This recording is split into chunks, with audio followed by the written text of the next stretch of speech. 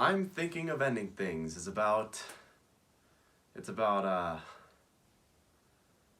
what is it about?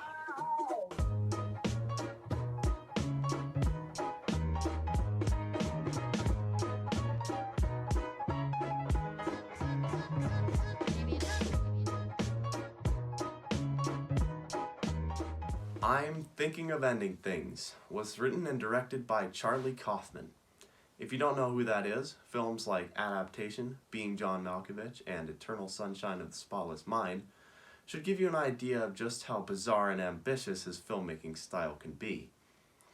That style is on vivid display in I'm Thinking of Ending Things. Adapted from Ian Reid's 2016 novel of the same name, I'm Thinking of Ending Things stars Jessie Buckley and Jessie Plemons. Oddly enough, an actor and actress, both in lead roles, with the first name Jessie. That has nothing to do with the movie, but it's just a bizarre underlining to an already bizarre film.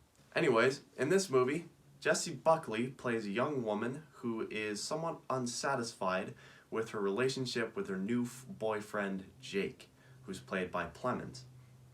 And the film follows this uncomfortably long road trip to Jake's parents' house. And along the way, and during the events that follow, reality becomes more and more unhinged. And you slowly realize that something is seriously out of whack. This movie premiered on Netflix in early September of 2020. But for whatever reason, it didn't make its way to my front page until earlier this month. So, I watched it. And I went into this movie having no idea what it was going to be about. And after I finished watching it, I was absolutely mind blown. The biggest reason being because I still had almost no idea of what the movie was about. And I think this is definitely the best way to go about watching this film, knowing as little as possible. And for that reason, I'm going to keep this review extra light on plot details. What I've already summarized thus far in the review is about how deep into specifics I think I'm going to go. This movie really got stuck in my head the first time I watched it. I just couldn't stop thinking about it. I would think about it in the shower, I would think about it while I'm trying to fall asleep, I would think about it while I was skiing. So I finally decided to rewatch it last night, and I think I figured out what makes it just so absurd. The whole movie feels like a dream. Little details in the background or even more noticeable pieces of the environment will completely change between shots. Characters will act totally outside of their established personalities at seemingly random points in the film, and all of this goes mostly unnoticed by our main characters. Dreamlike films like this really pique my interest as a filmmaker. Films like this one, The Lighthouse, and a lot of Kaufman's other work perfectly capture the feeling of being in a dream. The uncanniness and the eeriness of not being able to differentiate from reality and not really noticing that you're even in a dream. And I really love when a movie can do that, especially when the movie itself isn't about dreaming.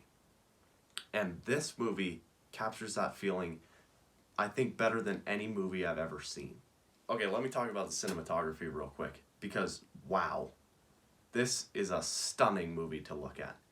Even the duller colors in duller scenes with like browns and dark greens really pop out on the screen, and they become this uniquely memorable part about the movie. And that's one thing I think is really unique about this movie's cinematography.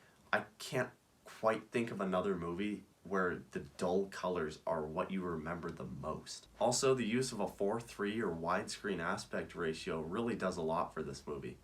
Not only does it heighten the sense of claustrophobia, which permeates throughout the movie, but it also gives the film a sort of antique flair, which really complements the themes of aging and regret that are so present in the film. This is a very thought-provoking and incredibly mind-boggling movie, and it definitely leaves you with a lot of unanswered questions. And if you're the type of viewer that doesn't like when a movie doesn't spell everything out or give any explicit meanings or answers, you might not find as much as I did in this movie. Overall, I'm going to give I'm Thinking of Ending Things a 9 out of 10. This was one of my favorite movies of 2020. I really liked this movie. And especially I liked how it got so stuck inside my head. I found myself thinking about this movie days, even weeks after first watching it. And that's an increasingly rare occurrence in cinema. And I think that any movie that can do that definitely deserves to be seen. It's on Netflix. Please go check it out. If you liked this, I've been Max. This has been Maxify Film Review. Hit the red button. More reviews are coming very soon. And I'll see you in the next one.